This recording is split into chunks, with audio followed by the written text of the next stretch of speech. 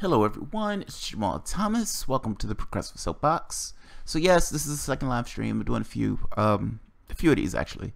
So this is somewhat of an announcement. I am starting a new show called The Black Box with Jamarl Thomas. Now, this show started because if you remember, under the 420 thing, I used to do there's a segment I do called 420s. People watch my show.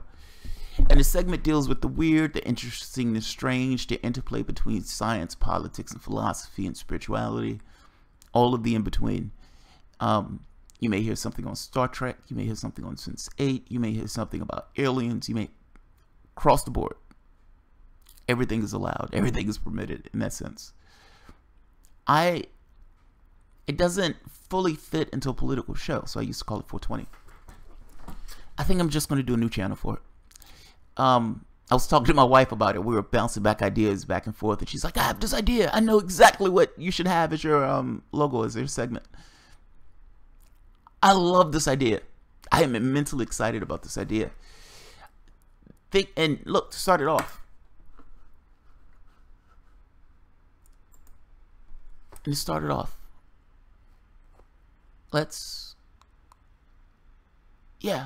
with one. Let's start off with one. Typically, this will be a 420. The Black Box is going to be on its own channel, I believe. And it's going to be a weekly show also.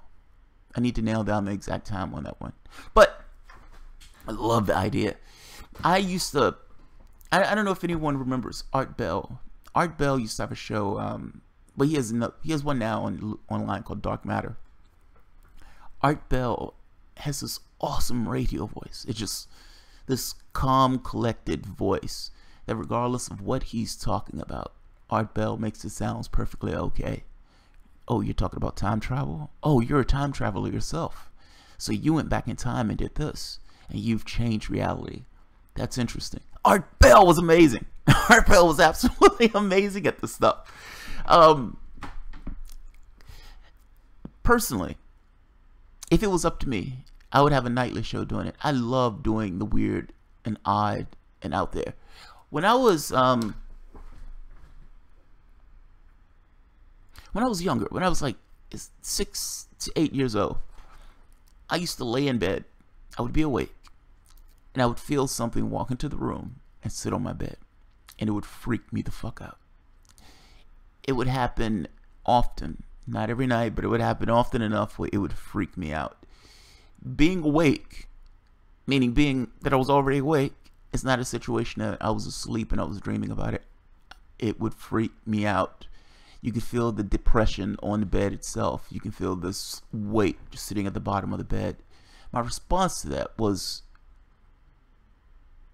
it made sense in kid logic. If I close my eyes, nothing can hurt me. if I close, it can't hurt me. I don't know what it is, but if I close my eyes. Yeah, that's kid logic. I've had weird experiences, man. And that took place until I got up the courage at one point to say, will you please cut this shit out? At which point it stopped. Now, when it's... Let's take this from another angle. I'm going to take this from two angles. In fact, let's have one right now. A semi-episode of a Black Box, or 420, however you want to call it. But the segment or the show itself is going to go into stuff like this. So there may be a segment talking about the Enterprise and some kind of philosophical, political thing with that. There may be another segment talking about Babylon 5 or some other show.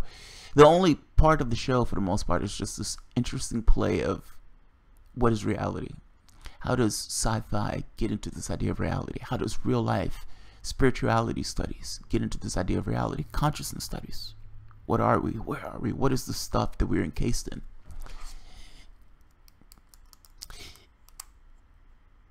That experience opened up other experiences. Meaning, it's like you can't be an atheist when you're confronted with reality. Either you're going to be honest with the experience itself and say, okay, yeah, that happened. Or you're going to pretend as if it doesn't exist. And you're going to find ways to try to make yourself believe it doesn't exist. That went on to other stuff. The show talks about the other stuff. You've heard me talk about the other stuff in 420 segments. But it made me curious. Like, my response wasn't abject fear. It was, that's interesting. What is that? Particularly as I got older. What is it? What is it? What's out there? Let's study. Let's test it. I'm stuck into this paradigm of, let's test it. I don't know what it is. Let's test it. Let's see what it is. As I got older, I would bump into stuff. Somebody would say, hey, I was able to experience this. Oh, let's test it. Can I experience it? Can I, yes, it's subjective, but can I personally experience this particular phenomenology?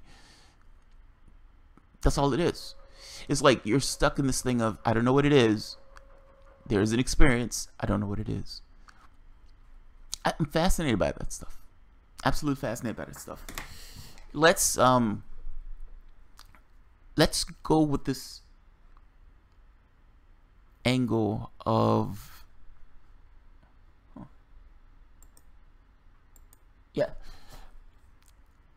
let's go with this angle. Somebody said OBEs, so let's do that. But let's take it from a different angle. Sometimes when people are in lucid states, they may call themselves out of body, they may call themselves wherever. They would wake up and they would see something over top of them, hovering. Just, you know. And of course, that freaks people out. That's not necessarily the experience you want to have when you wake up in the morning or wake up at night. Sometimes, in those situations, those people feel like they're being taken. That something comes into their room and takes them out their room and takes them on a ship. And they're freaking out. They're losing their shit. They usually count this experience. They wake up. They can't move. They see something moving around the room. The person is freaking out and screaming at the top of their lungs. They're dragged to a ship. There are experiments done on them by beings that are grotesque and bug-like in some cases. And eventually they're deposited back into their beds. The person who's with them, maybe their husband or their wife or their kid, blissfully unaware of what just took place to the person. But the person has a full set of experiences that they remember that were ghastly and horrific. Now, some of these people wake up with marks on their bodies and everything and so forth. Some of these people wake up with things in their bodies. If you have marks on your body, if you have things on your body, somebody telling you that nothing happened, it's going to be pretty maddening. If you have memories of ghastly experiments taking place, you're going to have feelings about it. Now, the question becomes, are they telling the truth? Assume for the moment. Just take the assumption. Get rid of this idea of, yes, I know for certain that these people are liars. Get rid of that. Assume for the moment that they're telling the truth. Meaning, you're going to have a certain amount of people that are full of it. Push them to the side. Let's just deal with the people who say, yes, this took place. They're not trying to get anything from it. They're just giving their story. And they're being honest about their story. What does it mean? Like, what I'm getting at is, if people want to have the conversation about the out-of-body experience, and if people want to say, oh yeah, this is real, meaning when I'm in an out-of-body state, I'm in a different place. I'm interacting with other things, other beings. Are those other beings real? When we're talking about this idea of real, what we're talking about is there a separate intelligence that's interacting with me? Meaning, it's one thing for you to interact with these aspects of yourself, these aspects of your own subconscious in this kind of altered state. It's another question of whether or not what you're interacting with is something else in some different state of being, some other form. But does it have intelligence? And are you interacting with something that has a separate intelligence from your own? That's what we're getting at when we're talking about, well, wait a minute, was the experience real? All experiences that you remember, for the most part, are real in that sense. Are you interacting with a separate intelligence? Is a different question.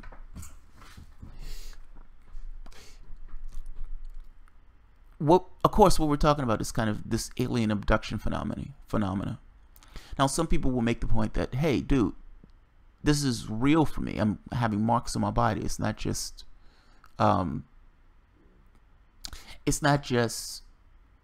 in my head.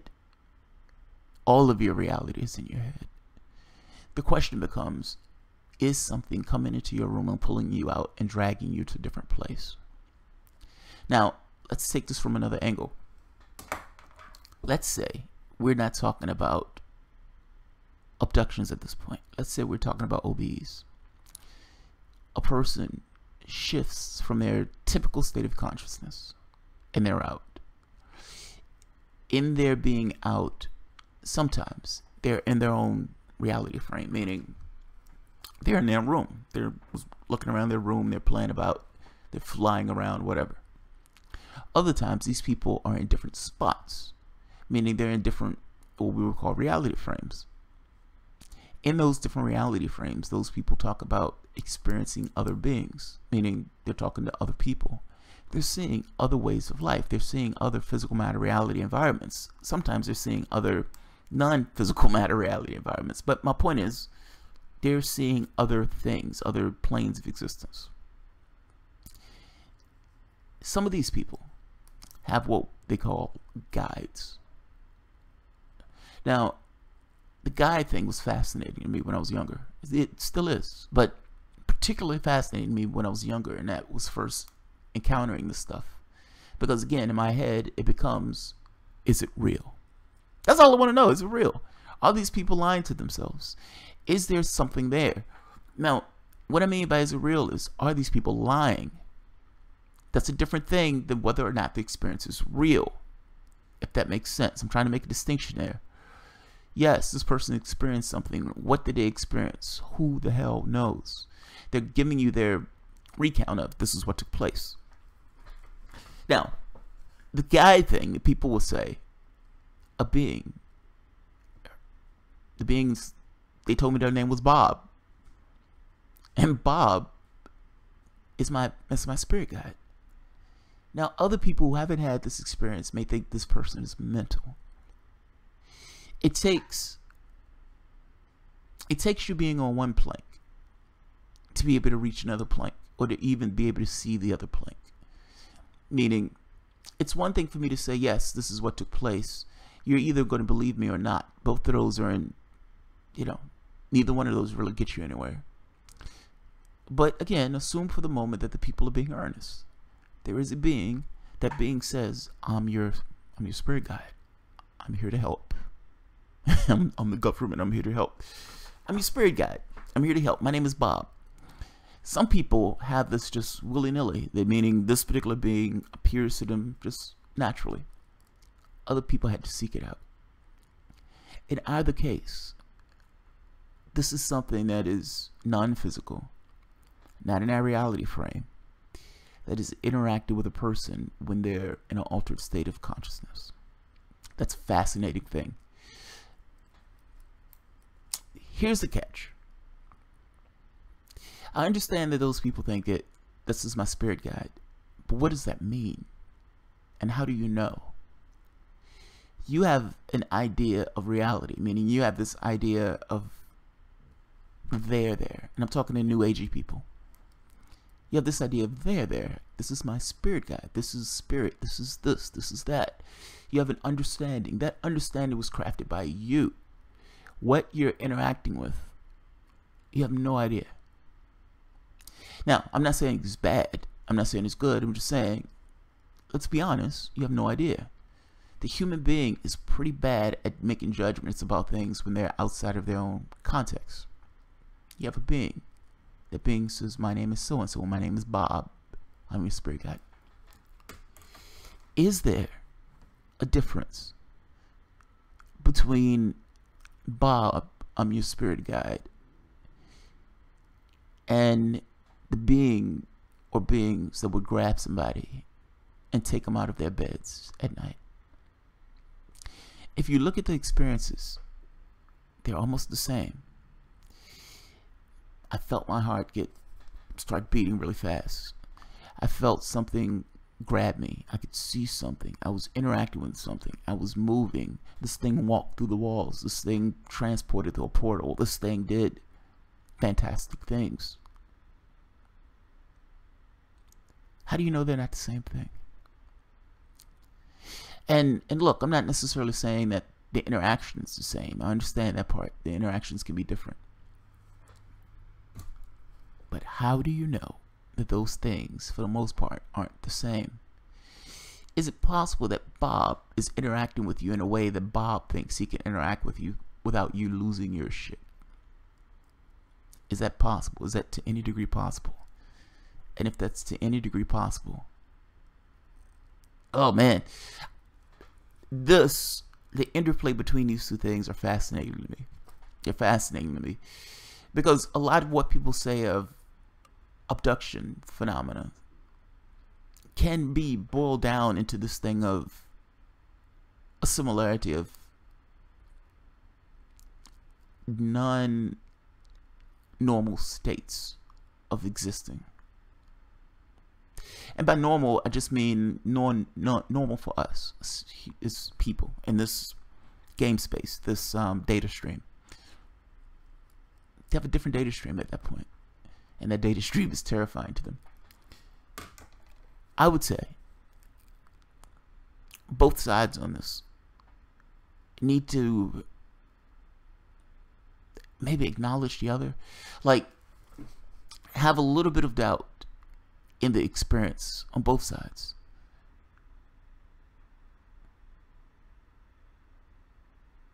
It's demonic.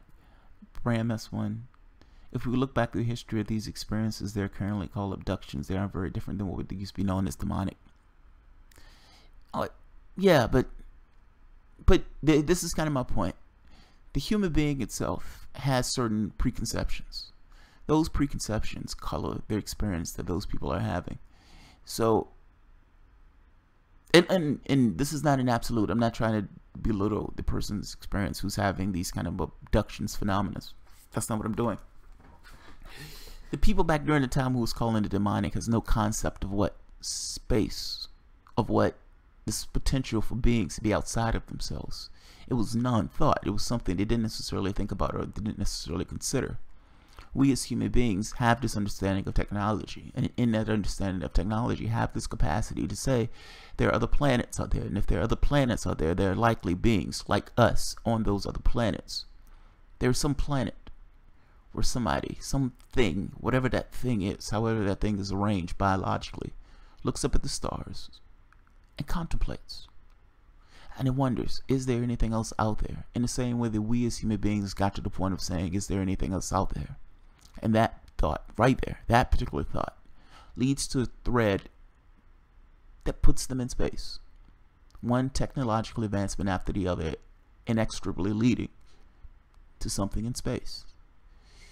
Of course, at some point, depending on how those beings are arranged, if those beings look up at the stars and ask the question of whether there's anything else out there other than myself, they may have the impetus to travel. In the same way that we ourselves have the impetus to travel. As human beings, we have that understanding. So this idea of abductions and everything else makes sense to us. It had no context back then. No context. Yes, we are, James. I'm mentioning that I'm doing a new show called The Black Box with Jamarl Thomas, and these are the kind of topics that we're going to be discussing. Just interesting, philosophical, scientific, spiritual, all smorgasbord.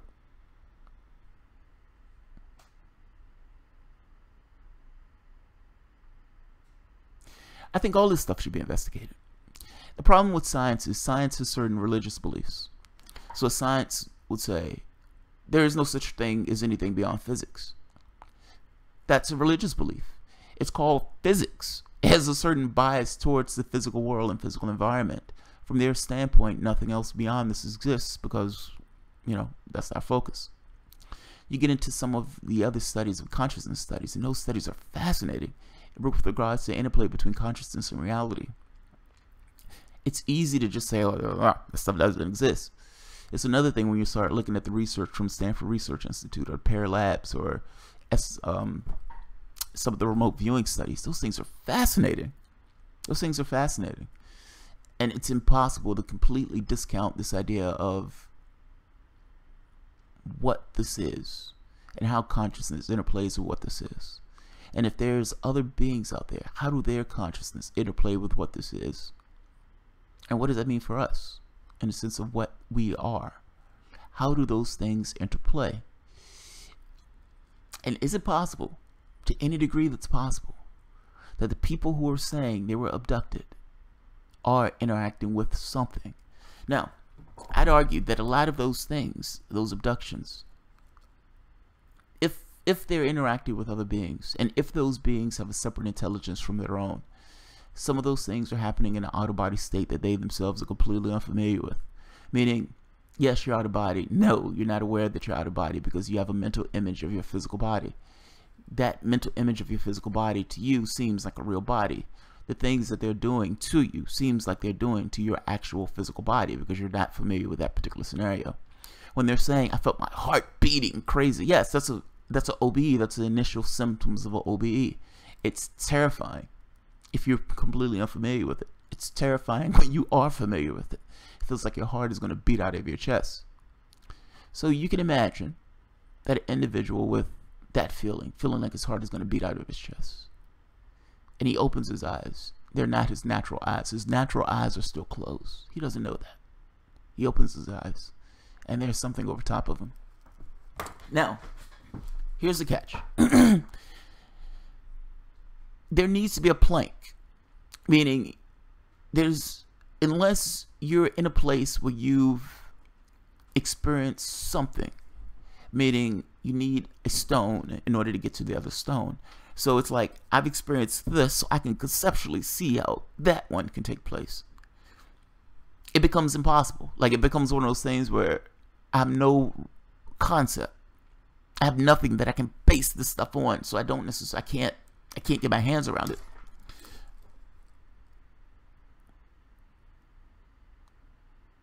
Yeah, it's like I can't get my hands around it. I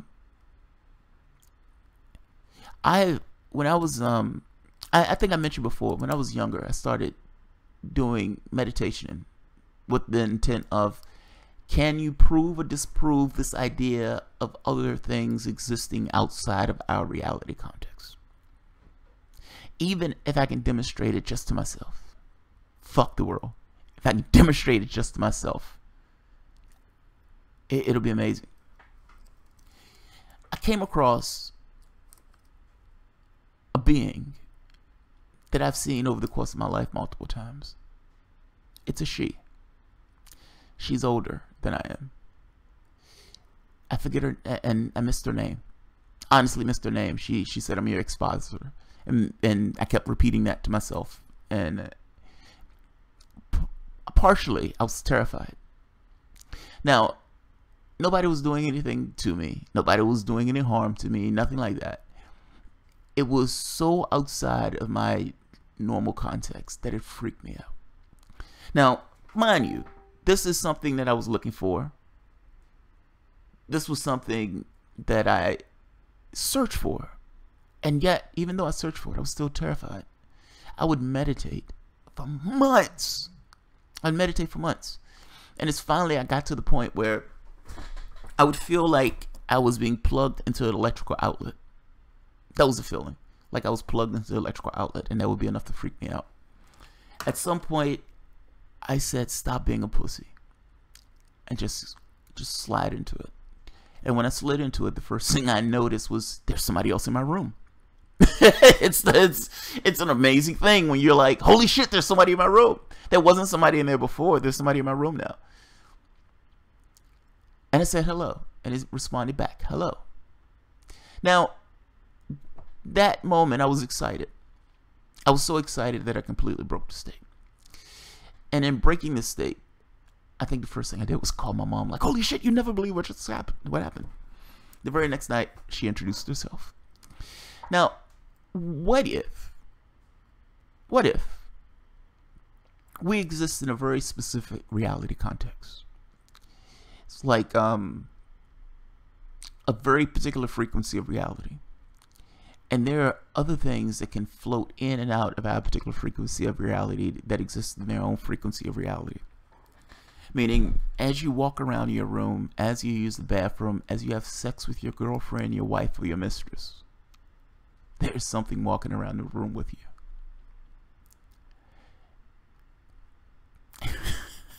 That's a bizarre thought. That's a weird thought. And yet, there's nothing to disprove it. Those people who are talking about aliens and everything else, we have no idea what those things are. We call them aliens in the sense of being from another planet, but we don't know that. We have no clue what it is at all. Zero. Ultimately, that particular person, that particular being that has introduced herself over and over again to me, this is fascinating to me. It's one of those things where no clue what it is, no clue if it's some aspect of my own self, no clue if it's something outside of myself, and yet that's something that's there, and that's something I'm fascinated by. When I did my own OBE, when I think it was like last year, I was pushing really hard. I was like, I need to experience this. I need to, finally do this. And I did. Meaning, you get to the point where you can see the next plank. So when you're having conversations with people and they're saying XYZ took place, you can say, well, I experienced this, so I know that that next plank may exist. There's an interplay between all of those things that is amazing. That's absolutely amazing. The question becomes, what's real? And it's not even what's real. The question becomes, what is it? Nobody has that answer. Part of the reason why I have the show called The Naming, the show, The Black Box, nobody knows what's in it. It's just a conversation about what could be in it. What do these things mean? What are these things that's outside the confines of our typical reality context? Let's have a conversation about those things. So, the show's name is going to be The Black Box, and I am going to have that. We need to determine a time to do it. I'm thinking of it being at night, like a late night show. I'm thinking about it being late night.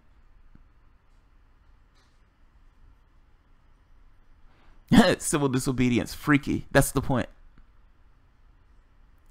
So, I witnessed what appeared to be a large dancing orbs of light in the sky. I was another person who watched it with me. It was a crazy experience. Yeah, it's reality. That's reality, man. I did the other thing, talking about the Foo Fighters, the lights that would follow the U.S. aircrafts and the German aircrafts, and each side thought it was technology from the other, and it wasn't. Or the scientists, the people who were in the military who was dealing with those ships being around the bases, shutting down the missiles silos. It's hard to say, no, this is not taking place. It really is. Like, if you're being honest and you're looking at all of the things that come up, meaning the military personnel, not the people who are just kind of blowing stuff up. I'm talking about the real honest people who come out and say, this is what I saw and this is what I experienced. It's hard to discount them. Even for myself, look, I've had this, like I said before, I have the habit of, if it's something that's out there, I want to experience it. I want to know whether it's real. Is it real? Is it real? The UFO thing was one of them. Is it real? Is it real? And then it becomes, all right, how do you determine whether or not it's real? How do you determine it? It's like, how do you determine whether the people who are talking about abductions, whether the people are talking about crafts, how do you determine if it's real? The new agey thing, the spirituality thing, that's self. That's, me or a person getting into this meditative state, trying to pull themselves out of their own reality context, their own data stream. Like, and I said data stream in the sense of all of your impulses are electronic. Now, meaning your electrical impulses, these things are just going to your brain. Now, the truth is, you're assuming that you have a brain. Meaning, the only part that's really needed in this is consciousness. I'm thinking of it like a game space, like a video game. A game character turns his head. Is the area that the character is not looking still there? Or does that area appear when the character looks in that space? Meaning, do you have a brain or do you have a model of a brain? If somebody cracks open your head, yeah, they're going to see a brain because the game space says there's going to be a brain there that's functioning in a particular way. How do you know? The only thing that's necessary for this thing to take place is consciousness and having certain constrictions around a model or an avatar in the game space. That's all that's needed. The other stuff are aspects of the game space that appear when the person is looking and observing those particular aspects of the game space. Now, does it work that way, or is everything purely physical matter reality? Meaning, yes, you have a brain in your head at the exact same time. You have all of these things that are taking place. When I'm not looking at this thing still exists. Meaning everything is just physical. Everything is physical matter reality. Everything is... Now, to a certain degree, we know that's not true. This thing of the double slit experiment is fascinating. Like this idea of wave and particle duality. When we're looking at it, it's a particle. When we're not looking at it, it's a wave. It's this thing of, if no choice is being made, it's a wave. It's fascinating. I'm not going to go too far into it. I just find that particular research is fascinating. And it gets into this thing of, is it there when we're not paying attention to it? Is it there when we're not looking? That also applies to us. The inner aspects of us. Are we just probabilistic model just running in the sense of like software, just infinitely complex software, but is it software nonetheless?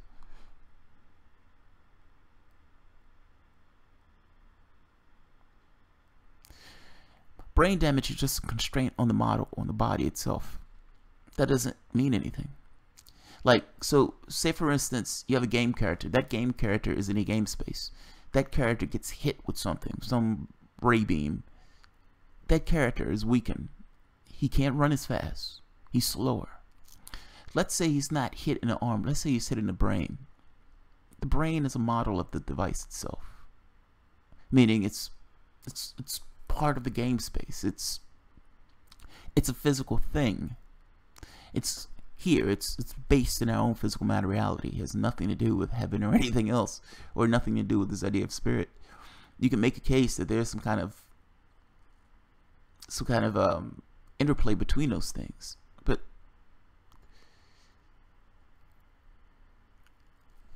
look, I'd argue that the strongest argument that I've heard is we're in a game space, and in that game space there are certain constraints on the avatar in that game space. If something happens to that particular avatar, yes, that avatar is constrained. If something happens to the brain of that avatar, yes, that particular avatar will be constrained, but all of that stuff is still within the game space. It has nothing to do with the consciousness itself. You can have constraints on the consciousness as it interacts with a particular game space. Think about virtual reality. Let's say virtual reality got so complicated or got so complex that you could put a person in a game and erase that person's memory. Meaning, once that person is in a game space, that person has no memory of what they were before. They're in a game space. They're interacting with the things in a game space. The person gets cancer. The person gets brain damage. What does that have to do with the virtual reality device? What does that have to do with the avatar? It has nothing to do with the avatar or the virtual reality device. All those things pertain to the person in the model itself, meaning in the game. It has nothing to do with anything outside the game. That's all I mean.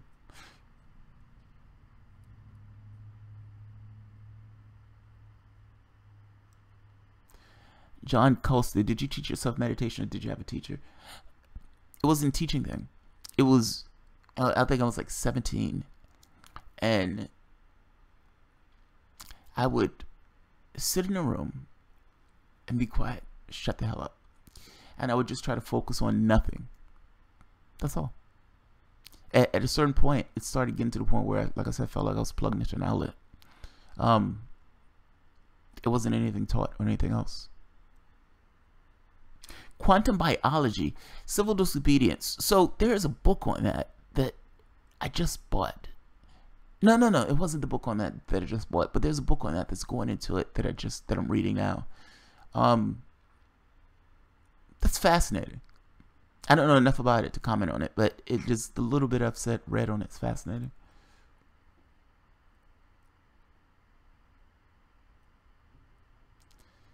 Metavinci. The life force is electromagnetism. It connects us all. It connects everything. God is in the connection, but he is not to be trivialized by religion. God is the collective consciousness. E-consciousness. Okay. Again, I'm ambiguous with this stuff. I don't know. Like, even my experiences, I've gotten to the point of saying, I don't know. I don't need to make a choice on it because I can't make a choice on it. I don't have enough information to make a choice. I find it fascinating and interesting. That's as far as it goes. Can we control our dreams in real time? Some people seem to be able to. If you're like lucid dream states, lucid dreaming is amazing. I felt it after meeting my guide. I said my guide just because I'm used to saying it that way, but I started having lucid dream states back to back. I couldn't control it. It would be one after the next, after the next, after the next, and you would find yourself into these things where you're aware, you're completely aware. I am completely conscious. I know I have a body somewhere, but I am completely conscious and I'm functioning in this particular space. And you're stuck with a dilemma. Is reality built this way? Like, this is all me. I get up in the morning. I walk around. I talk to my wife. I look outside at the stars. I marvel at how awesome they are. And I wake up. All that was me.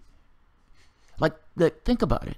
Technically, all of that was me. Now, I say all of that was me in the sense that I'm looking at myself from first-person perspective, even though that entirety of the dream is me. I am walking, I'm talking to my wife, I've created this image of my wife. I'm in my car, I'm driving, I'm doing all this stuff. All of this is specifically me. I'm seeing it through my own eyes, even though all of it is me. That's amazing. And you have to ask yourself, is reality geared in the same way? Meaning, it's almost like dialing through channels. You're out of body and you're this other context. You're in this other frame of reference. I find this so fascinating. You get into these ideas of reality and everything else, and how is this stuff constructed? And is this just the data stream that we ourselves are receiving? Is this something where consciousness is the interplay of all of it? Meaning, yes, this is me. This is all of me. Somewhere along the way, you just find yourself, oh, yeah, that was a dream. How do you know that in the same way when you dream, all of this is you, that you're not in just a persistent dream right now? In your dream states, you walk in your kitchen, there's a giraffe. That giraffe says, how are you doing today? And you says, I'm doing just fine. You wake up. The giraffe didn't seem unnatural at the time that you were in your dream space. It seemed perfectly natural to you. That talking giraffe seemed like the most natural thing in the world. I'm amazed that people don't find it more fascinating. Like, they assume that their reality is real because their reality is consistent. One moment follows the next. You remember the last moment. You have a history. You have a past. You have a future, present. All that stuff. That's great. But your dream states are similar. And I'm not talking about the crazy ones. I'm talking about the ones where there's continuity. Where you start at a particular place where you have a particular memory. Like, is the device that allows you to function in that particular way the same device that allows you to function in your own physical matter reality right now? How do we know those devices aren't the same? And look, I'm telling you, this idea of lucid dream states, or this idea of OBEs, it shifts your perspective of reality in an amazing way. It's hard to get that across without having it. It's like yeah, man, it's hard to get that across without being on the next pebble where you can where you lose the context, where you lose, like, for instance, yeah, I found myself being freaked out by the whole thing, but being It's like, stop being a pussy and go through with it. That type of thing. Because it's weird, it's strange, it feels bizarre. You feel your heart beating like a maniac. You hear stuff going on in the other side of the room. When I went through the experience, I could hear, it sounded like something was talking to me. And it sounded like something was getting louder and louder and louder the more involved that got into the state.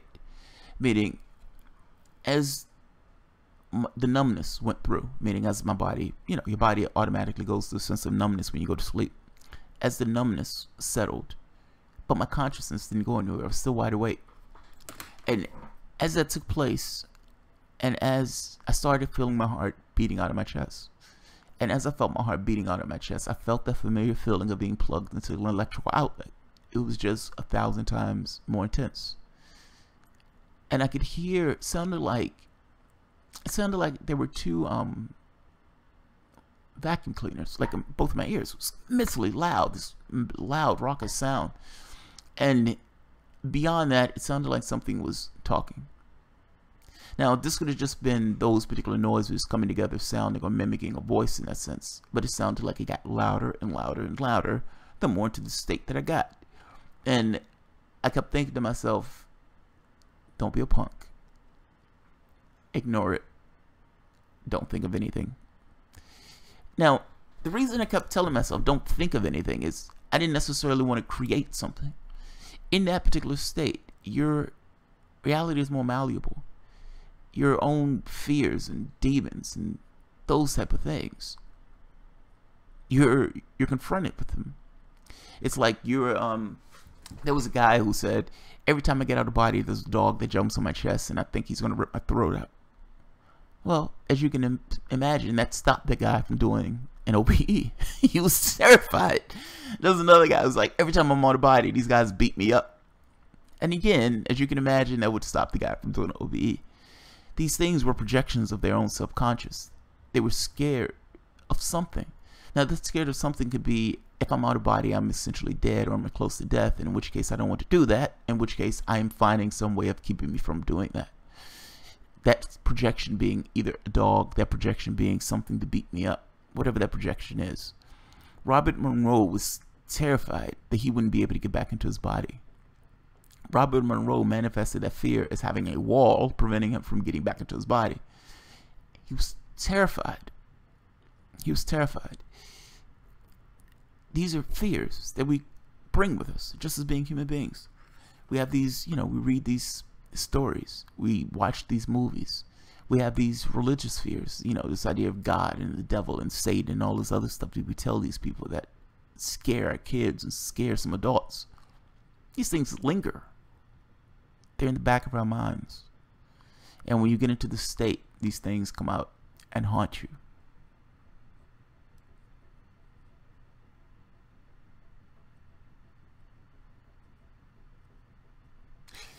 Hey Gnome, the topic is a new show that I'm starting. It's going to be a new channel called The Black Box with Jamarl Thomas. Where it's like the first talking about the topics that we're going to have on the show. This particular one goes with this idea of non-physical reality. OBs, spirit guides, alien abductions, those type of things. And how those things interplay with one another. Because believe it or not, those things are related. Like, oh, I gave an example. I wanted to know, alright, in the same way that I seem to have a guide, because she appeared, they appeared. What about the abduction phenomena? What about aliens? And so as you're doing research online, you find, hey, these people were trying to interact with aliens through consciousness research. You get into guys like Stephen Greer. There's a group in Peru. I can't think of the name of the group. But this idea of this interplay between consciousness and reality, and that these beings, for the most part, have this conscious ability. So they were contacting these beings with consciousness. So it's like, can you test it? Is it testable? Can you prove it? Now, you can imagine me wondering, is it provable? Can you test it? Freak my wife out. It freaks my wife out. It's one thing if you're having this idea of a spirit guide. It's another thing when you're having this conversation about, hey, I wonder if you can contact aliens. I mean, can you test it? Can you prove it? Can you demonstrate it? I mean, if you can demonstrate it, that's a fucking fascinating thing. So, Stephen Greer has this meditation that he uses for contact. Let's test it. Let's see if it works. I started back meditating. And this was one of those things where it was like, all right, this freaks me out. Like, it's very few things at this point that freak me out. That this freaks me out. It freaks me out because it feels like when I started researching it, the research started at the deep end of the pool, meaning the more splashy, worse aspects of it. This being grabbed me and it did bad things to me. It touched my private parts. Like those type of things. Like these animalistic pigs, just these demons, they did these bad things to me. That's where it started. So you can imagine if you start at that end of the pool where these people are screaming like raving maniacs about all of these things that took place, it could freak you out. Now, Stephen Greer has this kind of love and light aspects of the whole thing that I have no experience with.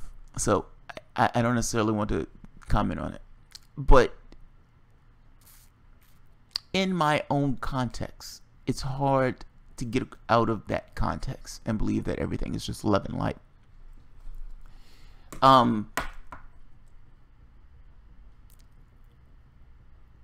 Weirdness did start to happen. Weirdness did start to happen. So one of the things, I ended up with this picture with all these orbs and stuff flying on the picture. That by itself wasn't, it's like, okay, this is interesting. That could be something with the camera that's fascinating, that's interesting. Okay, keep it moving.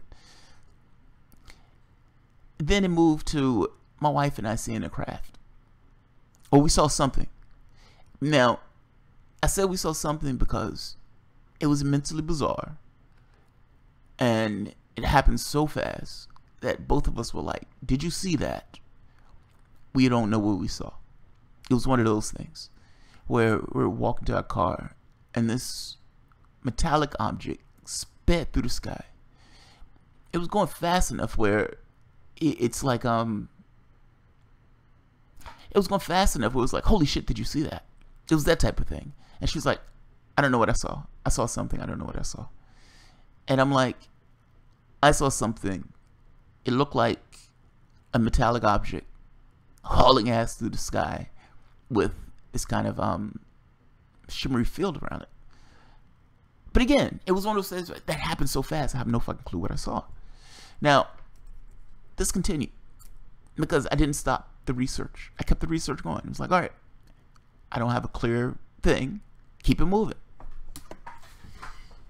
The research stopped suddenly when I was immensely freaked out.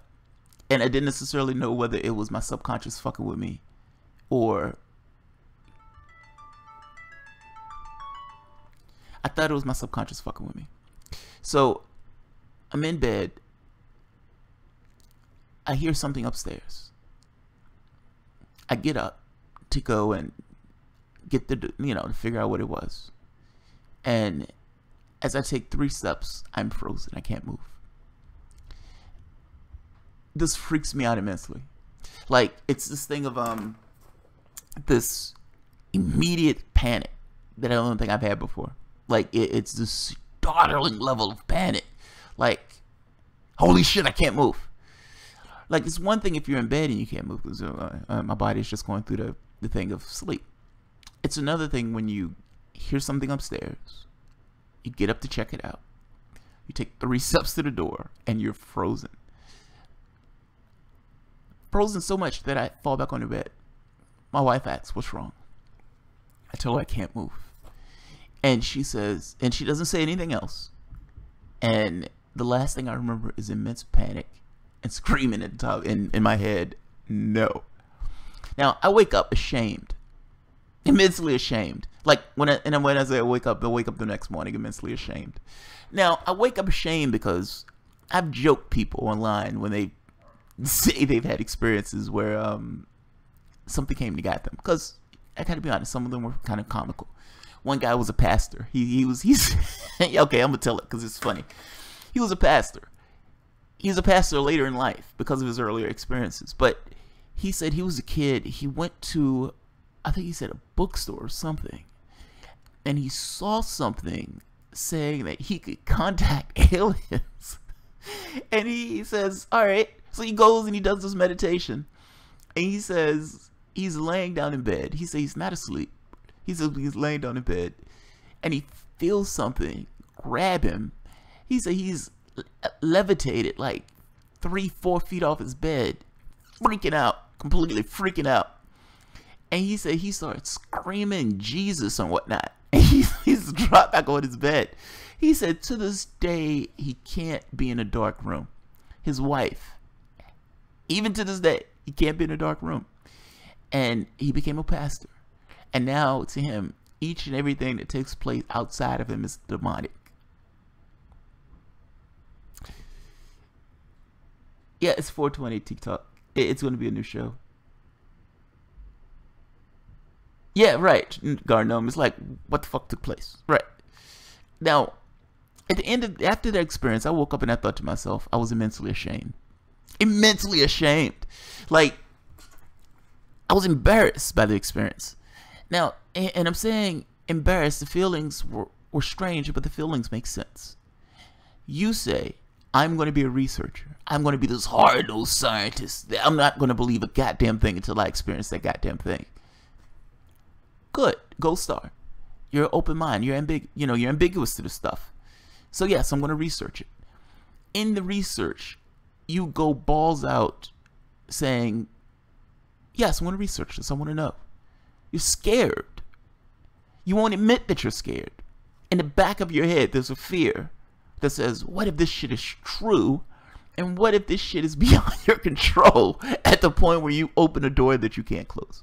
That's the honest, like the guttural, honest quality that exists in the research. But so what?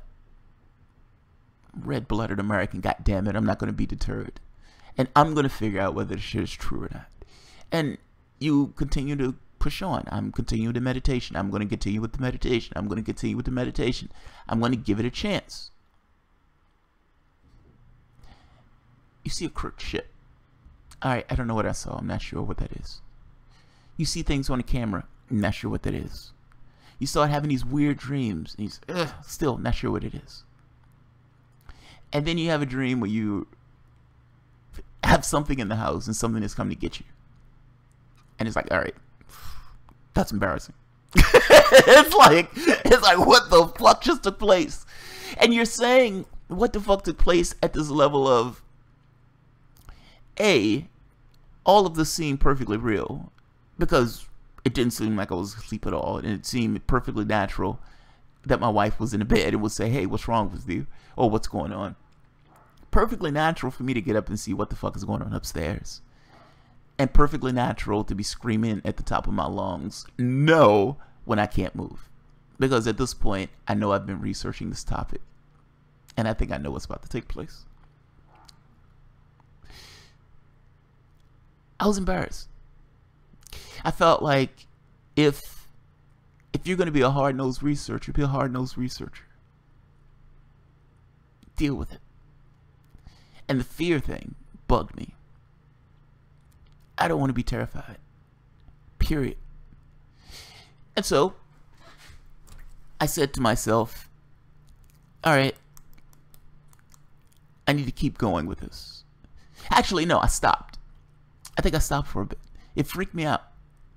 It freaked me out. I was embarrassed, but it freaked me out. 3 months later, a similar experience. In bed with my wife. I hear something upstairs. This time I don't have the capacity to get up. I wake up. I hear something upstairs and I'm terrified. I hear something walk down the steps. I am terrified. I'm freaking out. Like full on freaking out. Full on panic. But I can't move.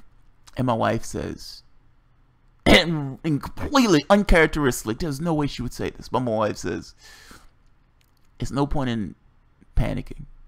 This is what you wanted. There's no point in panicking. Why are you panicking? And I think to myself, I said, she's right.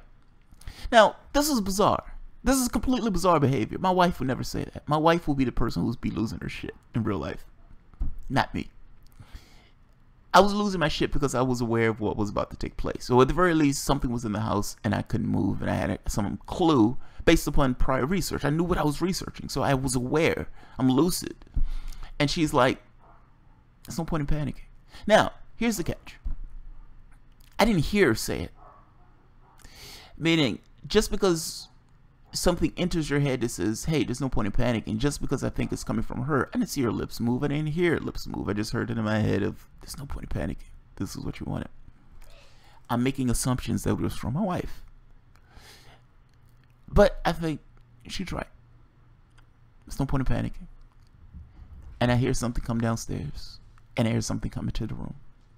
And the whole time I'm telling myself, don't freak out. Don't panic. Keep your shit together. Don't freak out. Don't panic. Keep your shit together. Keep your shit together. Now, if you have to tell yourself keep your shit together, you're probably not necessarily having your shit together. At least not completely. Comes into the room. I'm frozen. I can't move. I can't lift my head up. But the moment it comes into the room, my fear turned into curiosity. I'm curious as will be. Like, the very fact that I'm looking into this stuff means I'm curious about it. And I'm thinking, I gotta see what it is. I gotta see what it is. I mean, shit, man, it's in my room. I gotta see what it is. What the fuck is it? I hear talking. He's curious. He wants to know what this is. He's curious. And the fear, as the fear went away, so did the freezing. And I was able to lift my head up. And I see a person. It's just a person. It's a person. Now, here's the catch. It was a woman, African American woman, looking at me directly in the eye. And I said to myself, bullshit. Bullshit. There's no way. And at that point, I wake up. Two things.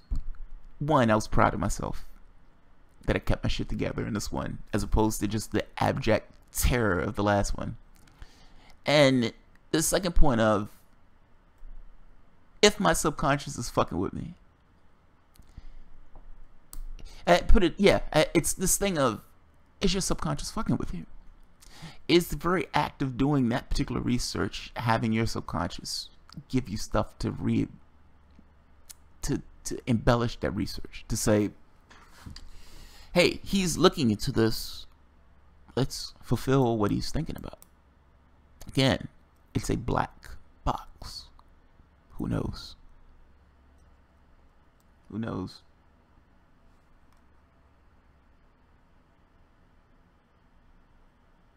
Jeffrey Long. I can listen to Jamarl ad infinitum. He's a soothing soul. That's funny. Joe Kirshner. The Oracle. Are you the one? No. No. Fuck no. No. Jonathan Melton. The four direction and up and down the victim's view from the cube, from within the cube. Gnome. In a sense, it does not matter whether the visions have any objective reality. No, it does, man. It does. Like, it's one thing if you yourself are projecting something. Like, so say, let's go to the OBE thing. A person has an OBE. That person believes that a dog is on his chest and is about to rip his throat out. It matters a great deal whether that's a real dog that's going to rip his throat out, or whether he just believes that's a dog that's going to rip his throat out. If he just believes it, then that's a fear. That's purely fear. That's keeping him from the experience itself. There's something to be said to knowing whether or not what you're experiencing has some level of reality that's external to yourself. And all I mean in that sense is another intelligence. All your experiences are real. The catch is there a separate intelligence that's experiencing it with you? So you see another being, that other being is talking to you. Is that other being a separate and distinct thing from yourself that's talking to you? That's a big fucking deal. That's not a matter of of it doesn't matter. That matters a great deal to me.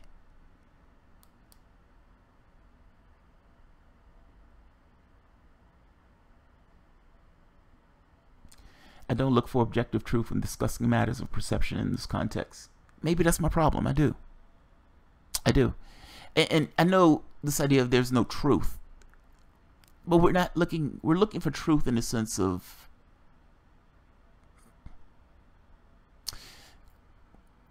let's take it this way. If I'm talking to guard Gnome, I'm assuming that guard Gnome is a thing that's separate and distinct from my own intelligence. I have an idea of guard Gnome, meaning there's a conception in my head of what guard Gnome is. That's purely my conception in my head, but that conception is representative of something that I myself think is something that's separate and distinct intelligence from myself. When you're looking at footage of wars, and you're looking at people who are murdered in those wars, you're assuming the reason why your heart goes out to them as a lefty is because you're assuming that those people are like you, that they're separate and distinct from you in the sense of having an intelligence, and an intelligence can walk and talk and has potential and has pain and sorrow and loves their kids and gets annoyed at the mother-in-law and all this other stuff. They have a life. They have potential. That's why we ache for that stuff. That's why we hate the fact that those people are being killed and destroyed. If those people don't really exist, then it doesn't really matter. We assume that they're like us. I'm making this case that when you're interacting with something from a non-physical standpoint, be it subjective reality or anything else, that subjective reality, the question becomes, is that subjective reality objective for something else? Yes, it may be subjective for us, but is there a separate and distinct intelligence that's associated with it that's just as real? Just as real. Meaning, intelligence. It thinks. It's not us, but it thinks and it operates in its own thing, in its own context, in its own way. It is somewhere. Maybe not necessarily in our reality frame, in our physical matter reality. It may not necessarily be a full part of our data stream, but it exists. That's the question. It's not whether the environment is real. It's not whether the name that they give you, my name is Bob, whether that name is real. It's whether they themselves are real and exist. I think that matters a great deal. And the question becomes, how do you evaluate it? I can interact with my guide multiple times. I can ask her questions. I can try to feel her out and see whether or not she's real. But how do I know? How do I know? There was one of the I had a jarring experience with probably one of the most mind-blowing experiences of my life. Wasn't in physical matter reality. And I gotta be honest, it's probably one of those things that make me interested in this topic. The first night that she introduced herself, she merged herself into me. Now, this is still me, like I'm still lucid. So I know I have a body somewhere. I know that body is somewhere else. I know that I'm interacting with something else.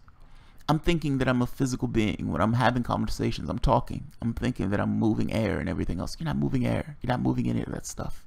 You're interacting with someone on a different plane. She gets closer to me, and I'm like, holy shit, this is about to get vulgar. I'm a guy, and I'm like, oh, okay, this is getting weird. And she didn't touch me. She went through me. And going through me, there was this elation. This amazing feeling of, yeah, this euphoric feeling. I can't explain it. Immense euphoria. When you ask this question of whether or not there was a separate and distinct intelligence from me, part of my reason of saying yes, I think there was the experience itself. The experience itself, though, it's not like you're stuck with a problem. I have no clue that guard Gnome exists. I can't prove it. All I can say is there's something that's interacting with me. That particular thing seems to have intelligence and consciousness, and so I accept that thing as being somewhat real. I have no choice but to accept that thing as being somewhat real. Why is it any different for non-physical reality? That's the problem you're stuck with. Whether you're talking about physical matter reality or this kind of non-physical subjective reality, you're stuck with this thing of what's real. And it's hard to kind of prove it. In that particular case, this kind of sharing of thoughts and ideas kind of gets across this thing of, well, she seems to have thoughts and feelings. I mean, I could feel her thoughts. I could feel her feelings in this case. It seems to be real. I can't do that with people. Can't do that with people.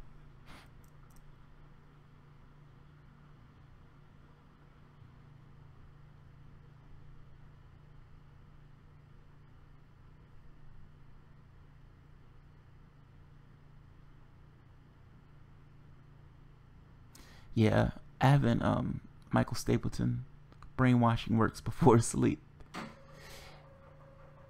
Watching TV every night before bed makes Americans want to be YouTube stars.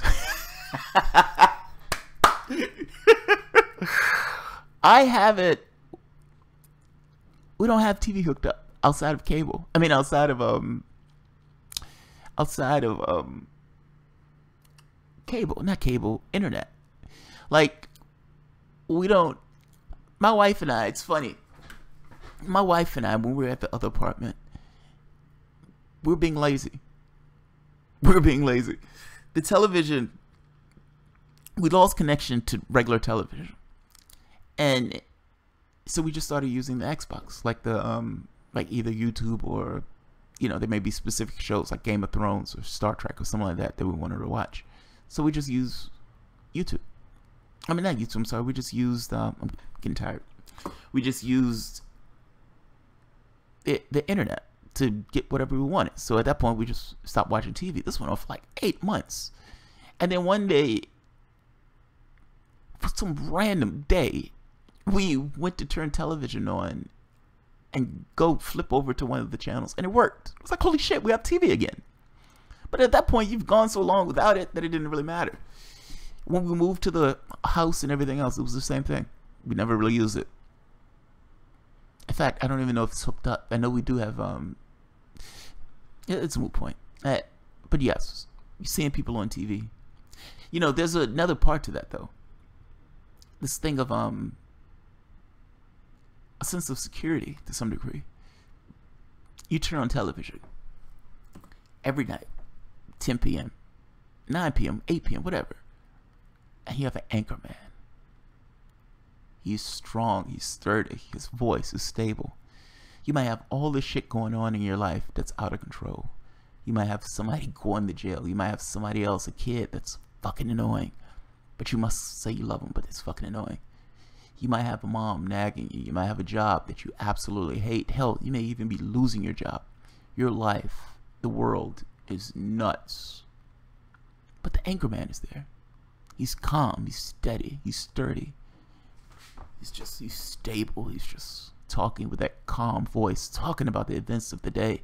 And even though he's talking about calamity and tragedy and horror, he makes you feel okay.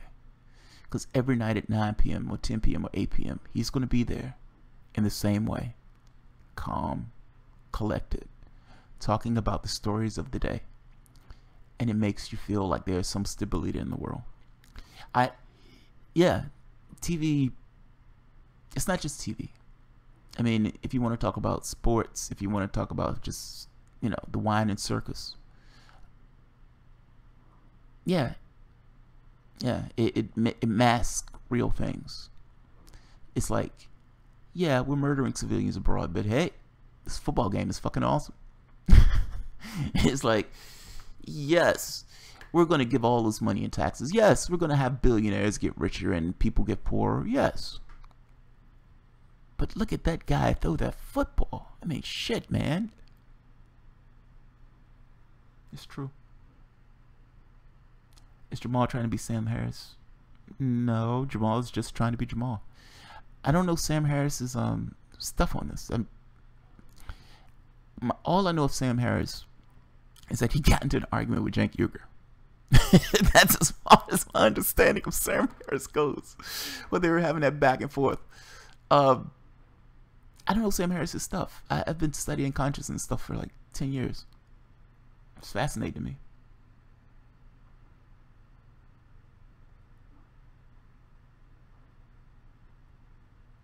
Yeah, Gnome. Yeah. It's like it's this it makes you think the world is stable, even though the world is not.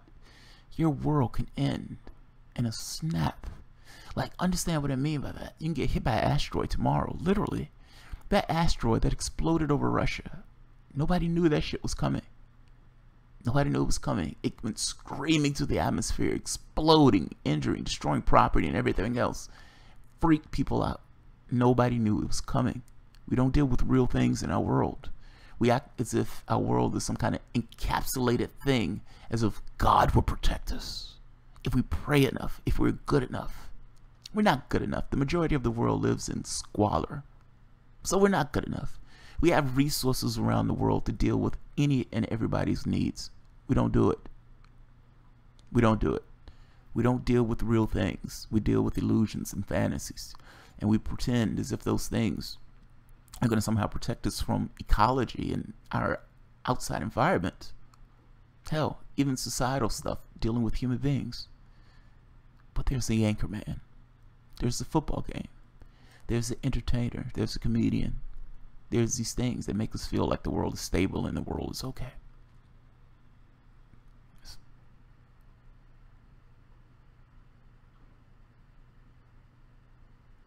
Gnome. Sam Harris like to create sandboxes where his models actually work. It's Fantasyland. A lot of it. I don't know it. I don't know it. No, we're not rational beings.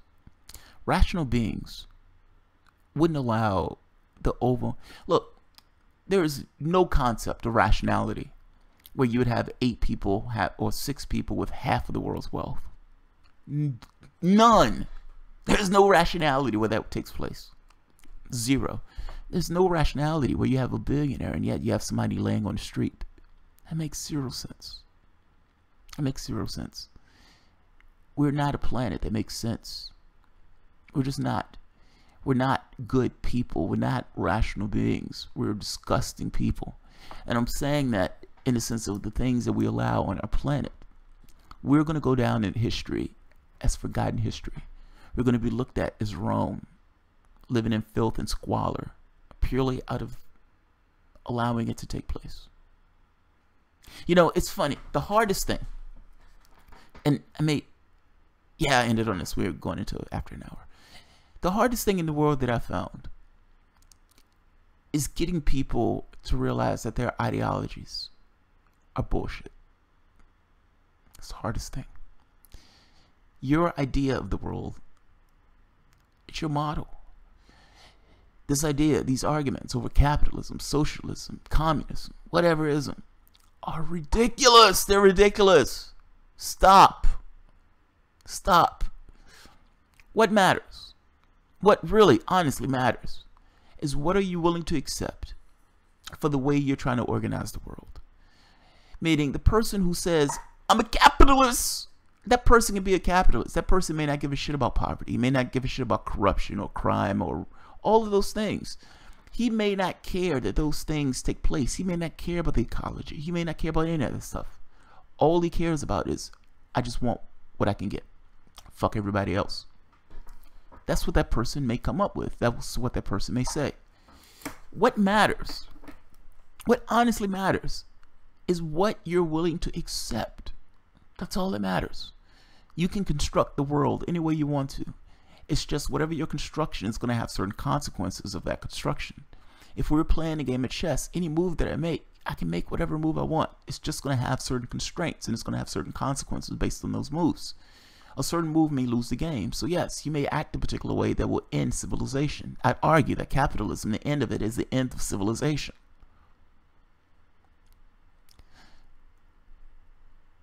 I don't understand. A rational race, rational human beings wouldn't have races. Wouldn't have it.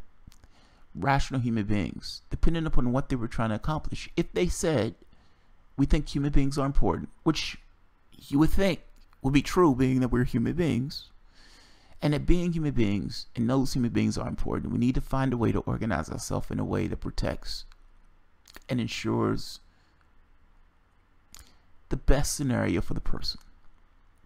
for each of us. That automatically deals with this thing of, if we need to promote life, then we also need to promote ecology, because we live on a finite planet with finite resources. What is the amount that the planet can bear in regards to a living situation? If you're going beyond what the planet can bear in regards to a living situation, you're going to end your civilization. You're going to burn through those resources. We were given an amazing planet. As a human being, you could choose whatever you want. You are a being of choice. In saying that you're a being of choice, you are not stuck with any particular ideology. There is no God above. There is no hell below.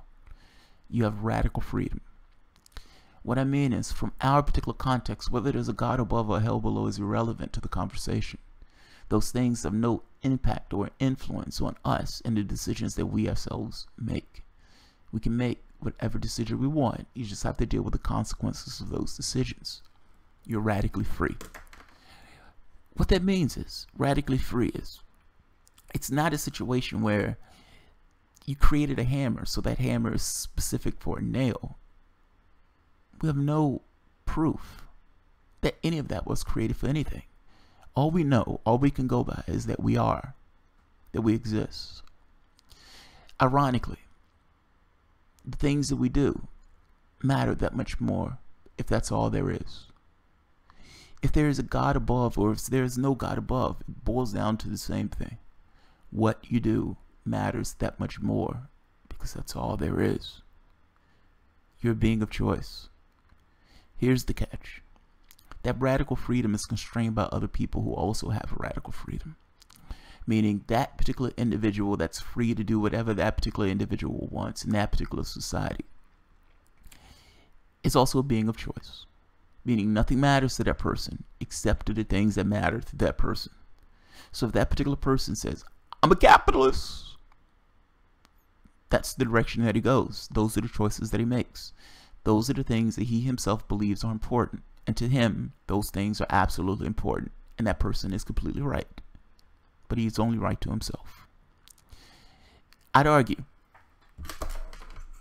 instead of getting into these questions of ideologies, get more into the question of what works. Politics.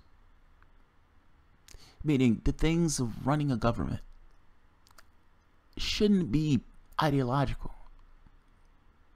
It shouldn't be. It's a strange thing to me that these are ideological decisions.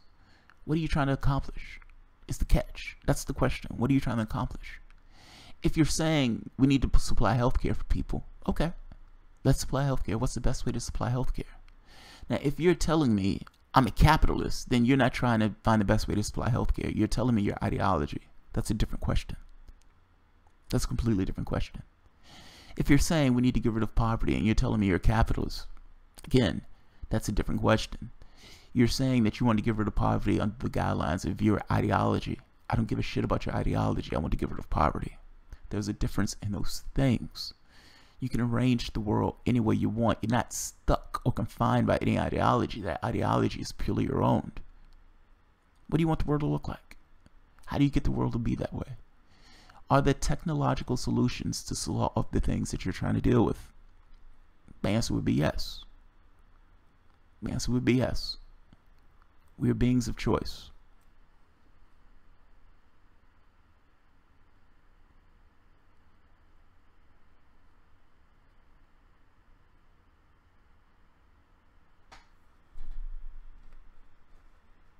Debbie Downer. Debbie Downer.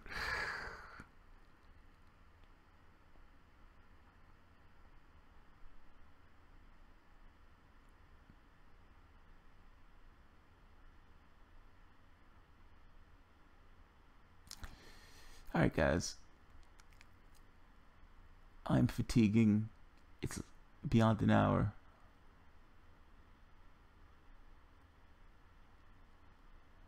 Jeffrey Long, we are but over opinionated animals.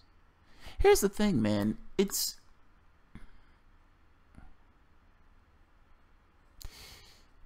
somebody may say, like, anybody can have opinions. Anybody can have opinions. I don't like limited thought. That's all. Like, I don't like this thing of oh, that would never work. Oh, because this is working. We have the overwhelming majority of the world is living in shit and piss, but this is working. Crime, poverty, corruption. You have a political system that's entrenched in corruption. A political system that can't respond in any way to the problems that we're dealing with in our particular society, in our world. But capitalism is fucking awesome. I'm always amazed by those people who say, oh, dude, that other stuff doesn't work. What other stuff are you talking about? And why do you consider that this is working? Why do you think this is working?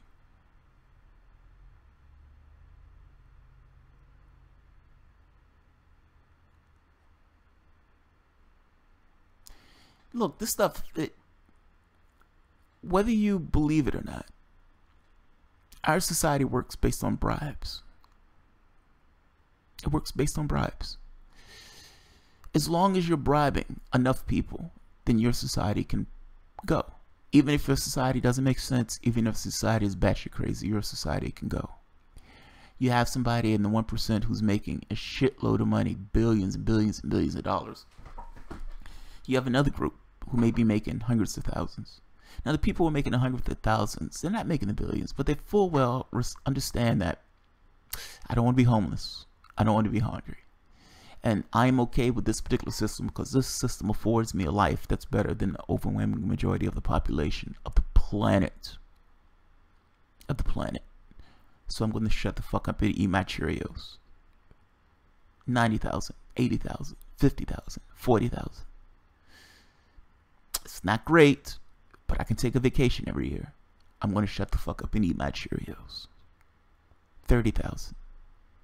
This isn't good for me. I'm at the poverty line. I don't like this particular society. But here's the catch. That person who doesn't like the society, he's not on the media. He's not on TV. He's not anywhere. Nobody sees him. He's anonymous. 20,000. Not even making that. Somebody's living off of Social Security. They're invisible. They're invisible. The media doesn't say squat about it. The media is owned by what, 5 people or 5 outlets or something to that effect. You think those outlets are going to say anything that adversely affects their profits? Are they going to talk about those people who's at the bottom rung of the economic ladder who doesn't have a voice?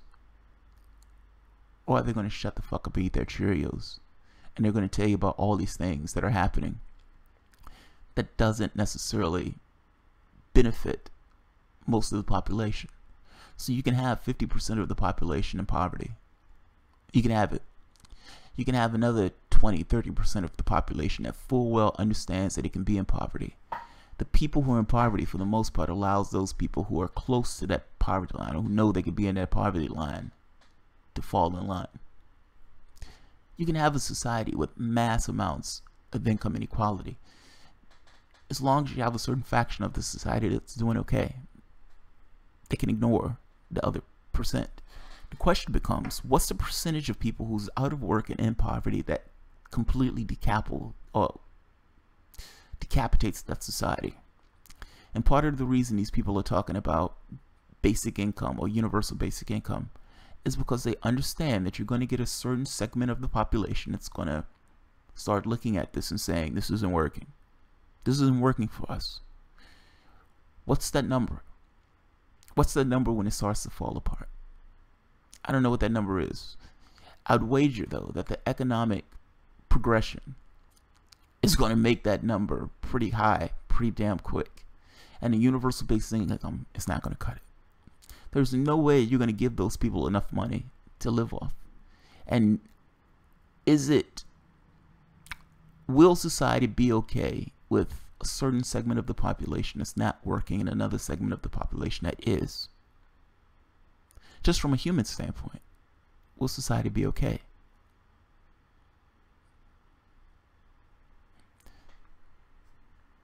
UBI's a band-aid, it is. Agree.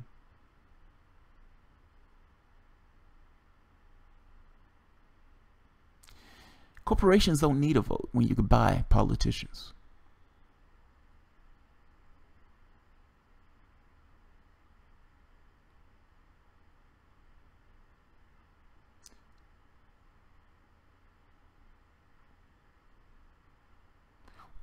We must change the economic model, period. The system doesn't work. I saw Richard Wolff talking to a plutocrat on Fox News, and the plutocrat was like, Varney, that's his name. He was like, are you going to take their money? Are you going to take their money? Are you going to take their money? He kept asking him over and over and over again. And I'm looking at this like, say it! Say it! Say yes! Yes! He's like, how much money are you going to take? How much money are you going to take? How much money are you going to take? And Richard Wolff did not want to answer that question. He was uncomfortable trying to deal with it. I'm going to do a video on that because it's fucking awesome to watch. The plutocrat versus the socialist. Oh, I love it. I love it.